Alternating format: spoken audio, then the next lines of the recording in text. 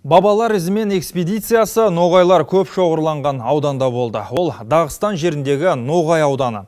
Қазақ пен ноғайдың діні бір, тілі ұқсас, мәдениеті ортақ, ұлттық киімдеріндегі оюдан би қимылдарының қазаққа жақындығын аңғаруда қиын емес.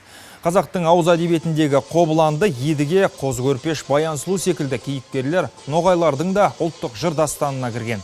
Аудан орталығы Терекли мектепте бүгінде 20 мыңнан астам ноғай ұлты тұрып жатыр. Бабалар ізімен экспедициясының мүшелері жергілікті халықтан генетикалық сынама алды. Зерттеу нәтижесі ноғайлардың қазаққа қаншалықты жақын екенін енді ғылыми түрде дәлелдеуге мүмкіндік береді.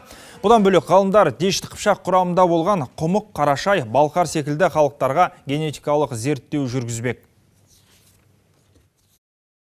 Ноғай халқы мен қазақ халқы 5 ғасырдың сыртында ұлы дала Дешті Қыпшақ елінде бірге өмір сүрді. Соның арқасында біздің тарихымызда, мәдениетімізде өте терең дәуірлерге кетеді. Генетика позволяет не только... Генетика екі ұлттың арасындағы байланысты анықтағаннан бөлек қай кезеңде генетикалық кластердің ажырап кеткенін білуге мүмкіндік береді. Зерттеу нәтижесі бойынша нақты ғылыми тоқтамға келеміз.